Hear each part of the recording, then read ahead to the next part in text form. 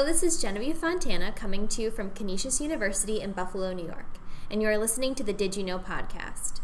You might not know it, but we have eco-heroines around our campus working to make it sustainable for future generations. For each show, I will spotlight earth-friendly initiatives and sit down with the changemakers of our institution.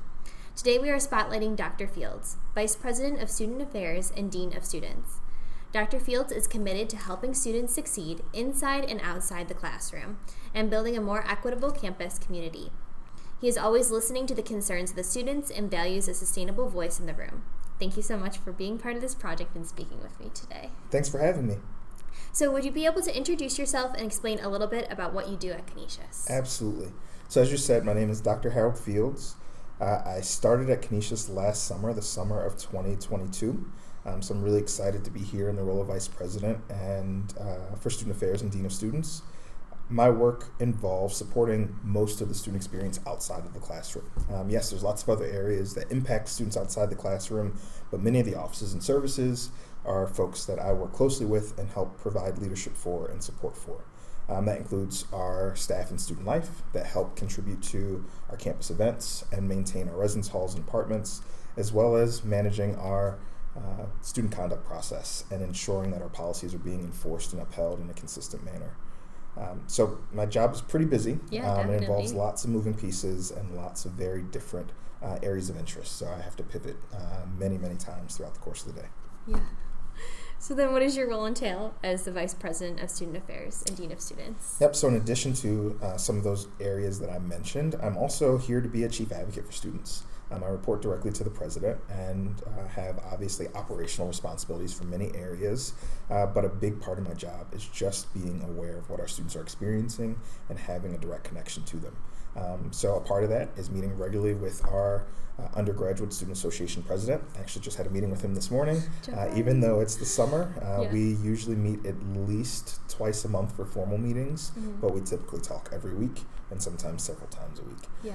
So we work pretty closely together so that I understand what our chief student representative is experiencing and working through for all of the folks that he's representing in his constituency, and I can help him understand things that are happening on campus and formulate strategies for working through challenges or things that aren't working for some or a group of our students. Yeah, that's really great.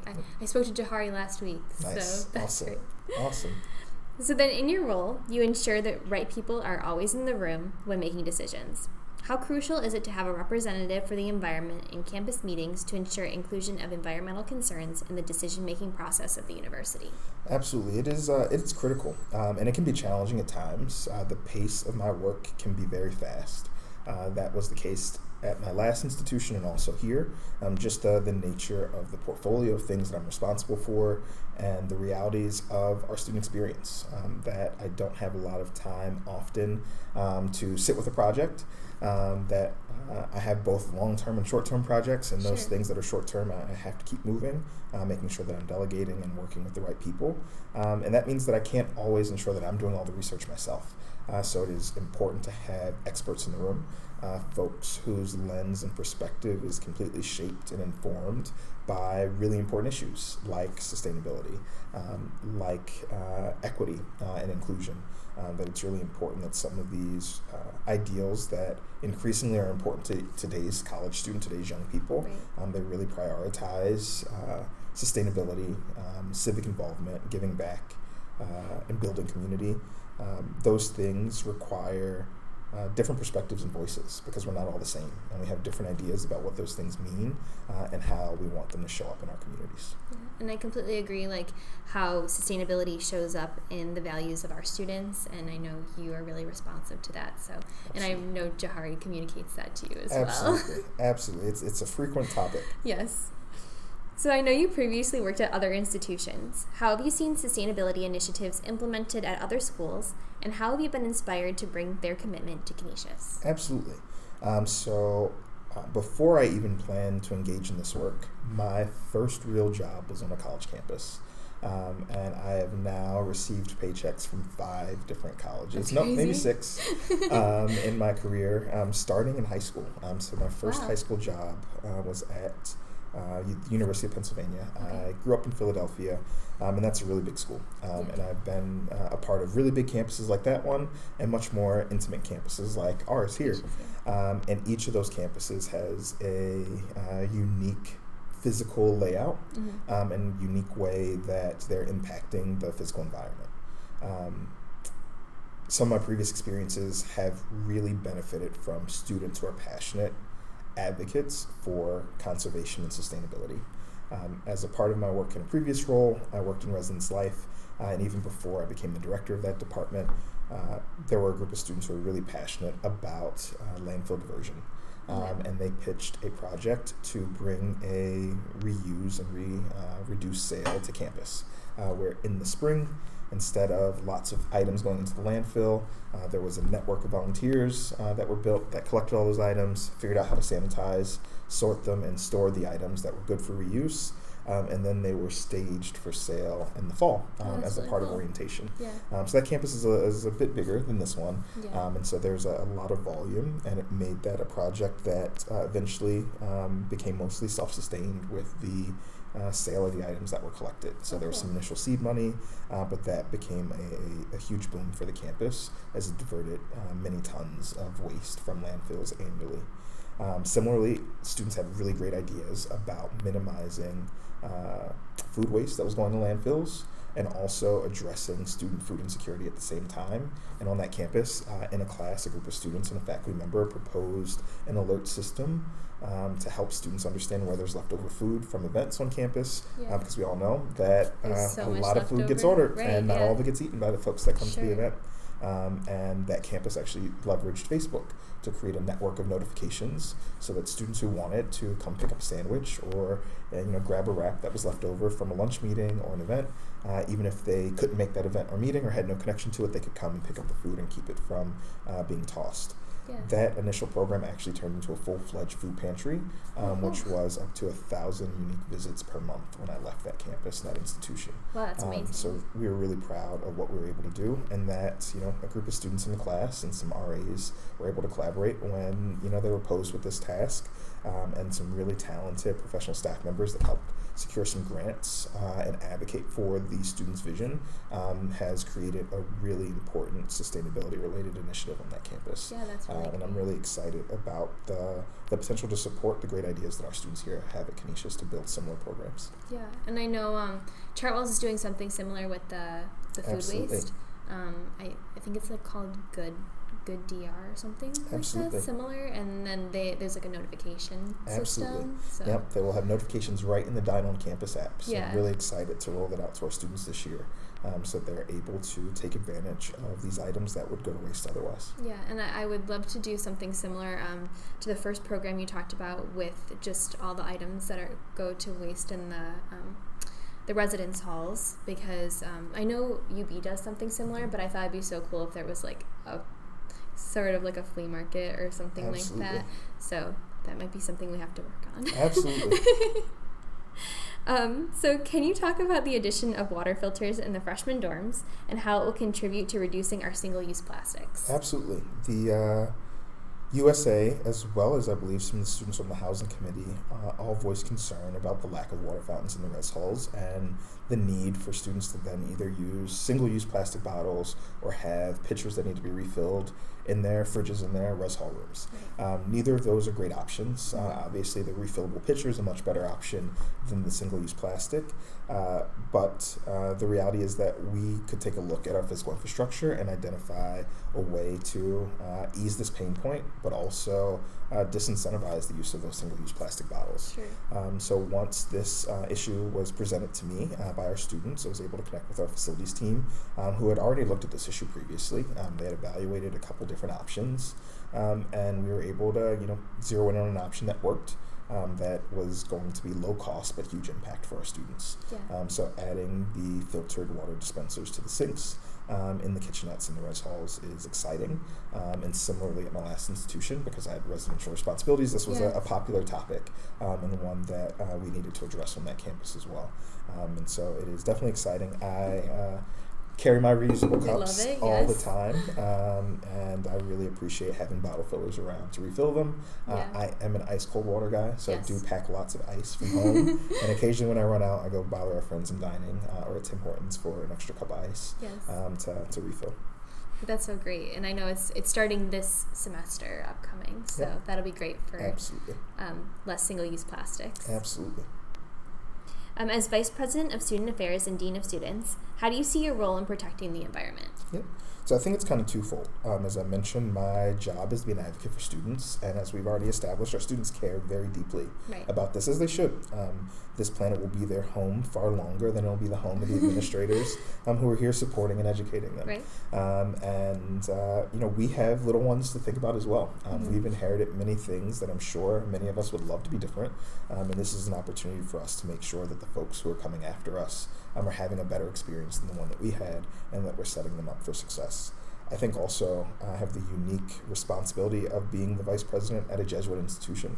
While I'm not Catholic, the values of Jesuit education and the Catholic tradition really resonate with many of my professional values and ideals. And the Pope's commitment in Laudato Si is a call to arms for us to be aware of our impact on our planet and to be better stewards of the resources that we've been fortunate enough to receive. This summer has been an eye-opener for many folks, whether it's been the smoke, extreme heat, very warm oceans. There's so many things that are screaming at us that we need to make better decisions about how we engage with our natural environment, because the earth will respond, and it may not respond in ways that are good for us. Sure. And we've got to make some better decisions. So I do take my role very seriously. I was also a biology major. Oh, cool. And an Eagle Scout. So I come by it honestly. This isn't something that I've just adopted for this role. Right. It has been a part of my experience. As I mentioned, I grew up in Philly, but I also spent lots of time in suburban Salt Lake City and very rural Virginia. Just the nature of family dynamics, parents who've divorced and moved to different parts of the country, and having familial connections to the place where my grandparents migrated from before heading to Philly. And all three of those places are so different. And there are such great things to see in urban settings, in suburban settings, and rural settings. Yet we all have to take care of the planet. Sure. And I think my experiences in seeing different ways that people live and use resources, but also having a passion for science, and being a student who completed a bachelor's degree in biology that included field botany and freshwater ecology classes, have really shaped some of my perspectives. But also, growing up being an Eagle Scout, spending time camping and fishing, those are all things that inform how I see the world, even if those are activities I don't engage in as much anymore. Yeah, and I've noticed that your commitment to sustainability and your interest for the earth, and I didn't know you were a bio major, so that's really cool how it comes full circle. Yeah. Absolutely. And about the smoke and everything, I think it's really eye-opening for folks that are reluctant to make change, and seeing that impact in their lives. Hopefully it opens their eyes to some change that they can make in their lives. Absolutely. So I know you're committed to student success inside and outside of the classroom. How do you see Canisius University engaging with environmental projects and community-based sustainability initiatives? I think it is a very rich area for us to continue to explore and develop. I think the opportunities for us to engage our students in learning about the specific issues is huge. I think the opportunity to engage our students around critical thinking and having debate and dialogue around these issues, but also understanding governance and economics, and how the decisions that we make about who represents us and where we spend our money impact policy decisions and impact decisions about investment that either help or hurt our environment. So I think that we have a duty, a responsibility, and a huge opportunity to infuse this into the curriculum, but also to think about how we can leverage these issues to have dialogue that helps our students grow and think critically outside of their classes as well. Yeah, I've interviewed so many folks, and it's been interesting to see them all campus-wide, not just in the sciences, but also, in the business side of things. And that has just been so impactful, and my point of view talking about, buying the change you want to see and everything like that. So. Absolutely. So we all know that becoming a sustainable individual is a process. What are some things that you hope to implement in your life? So I am very thankful that I've got 3 daughters at home. The oldest will be 10 this year. And sustainability is something that is important to them already. Okay. So we are super recyclers. We have far more in our recycling bin than we do in our trash bin, which is something I didn't necessarily expect when I was her age, growing up in Philly when they rolled out citywide recycling. Right. They had little small blue totes. Yeah. And very rarely did you see them full and utilized in the way that some of the larger toters are utilized now. So that's definitely exciting. I listen to a lot of podcasts and think a lot about intersectionality, both in the classical sense, as Dr. Kimberly Crenshaw has defined in terms of identity, but also the intersectionality of ideas. And equity and sustainability go hand in hand. Right. And growing up in Philly, I'm very aware that outside of Philly are some locations that are very racially homogenous and also, by no coincidence, not necessarily the best places for you to live in terms of the environmental impact on your health. The Chester area in particular is one that is frequently on the news and has been cited in documentaries. And so I don't know how we talk about equity in our country and dealing with some of our other social issues without also talking about sustainability. Sure. And I think the book Between the World and Me by Ta-Nehisi Coates, I think, does a great job of talking about his experiences with race and identity and coming of age, his experience at Howard University, the death of a classmate due to police violence, but then also the last chapter is all about sustainability and how all those things are related. And that's something that really stood out to me and stuck with me. So I'm not the only person that thinks about these things in a similar way. And I'm excited when I see folks really speak to the inequity that occurs when we don't also take care of the earth and our people. Right. And I think that's really the theme. We all want to be taken care of. We all want a nice place to be and to exist. And so we've got to prioritize taking care of each other and taking care of our space. Right. And I was talking to Shana Richardson about social sustainability and how that builds so much about environmental sustainability, how they work hand in hand. Absolutely. So, yes. Absolutely. And so what are some ways that Kenishas can help you make sustainability changes in your life? So our students, for one, I think the questions our students ask, the issues that they highlight. I think the other thing is, as we review our processes and decision making, there's almost always a sustainability component or factor that we've got to consider. Whether it's around our dining contract and how we engage our partners who help provide dining services on our campus, as you've had a chance to engage with them and interrogate some of their sustainability plans and ask questions. I think those are all important. Obviously, last year, parking was a huge concern on campus. And so thinking about how we incentivize folks to make good decisions about their method of conveyance to get to campus, but how we also make it easy to make those decisions. Often those things require an investment, and an investment of a fiscal nature is not always possible right away. So sometimes we have to think creatively. We often have to do some long-term planning and be strategic in identifying what our priorities are so that we can achieve the things that we want to achieve. I think that our students driving these issues and us being both critical and intentional in how we interrogate the new partnerships that we engage in, the decisions that we make about what and how we purchase and where we spend the tuition dollars that help support the student educational experience and the operations of the institution are all critically important.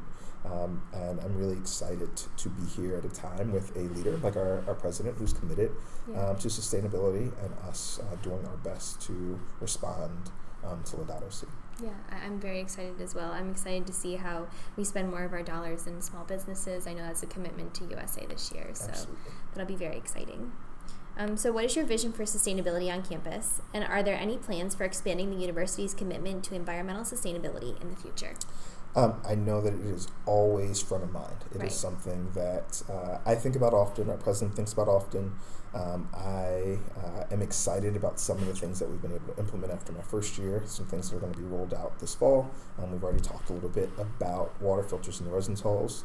Our partners in dining have let me know that our reusable to-go boxes has arrived. Very exciting. The Ozzy Box program is one that I've worked with on another campus, and after some initial grumblings, pretty much became ubiquitous. You saw those boxes everywhere.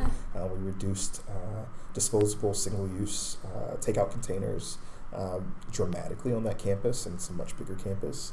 So I'm excited to see what some of those changes have in store for us. Also, related to our dining program, our dining partners committed to providing us more information about where our food is sourced and what the carbon impact is for bringing those food items to campus, which is super exciting. We're also working on taking a look at how we manage campus-owned vehicles. We have obviously a fleet of public safety vehicles as well as some vans that are used by student life and athletics. Many of those vehicles are really tough to secure right now in alternative fuel platforms, but we've started a partnership with a fleet management company managed through Enterprise that will help us lease vehicles so that we can more quickly get out of our gas engine vehicles and get into alternative fuel vehicles when they're available for our specific use cases. So we're hoping to have our first hybrid van on campus this fall. We weren't able to source it in time, but we have some commitments from Enterprise. They're actually going to be working to help us source alternative fuel vehicles for public safety in the near future, also for facilities use and for our student life vans that transport students. Is that the shuttle? Is that what you're No, so the student life vans that are parked at Kessler. Oh, okay. Yep. Unfortunately, this year we won't be offering a shuttle to Delavan in terms of sustainability and resource management. The shuttle, as we've been implementing it, has not had great ridership, and it has a very limited loop. So we're going to take a step back and reevaluate how we use the shuttle on campus, and is there a greater opportunity to use it in a future semester to get students to locations they want off campus and not necessarily drive them 2 blocks up Main Street and then 2 blocks back. So those are some of the items that are on the horizon that are really exciting, and I am sure that by the time school starts in just a few weeks, there'll be 3 or 4 more things on the horizon that we'll be trying to evaluate. So is there anything you'd like to add? No, I really appreciate you inviting me to have this conversation. I think that these issues are really important not only for our campus, but for our country, for our world, for our planet. And the more we have these conversations and the more we pull more folks into thinking about these deeply and critically, who maybe haven't otherwise, the better for us all. I really appreciate you coming to speak with me, and I really appreciate your support through all of my sustainable questions and everything like that. So thank you so much, Dr. Fields. Thank you. I appreciate the invite.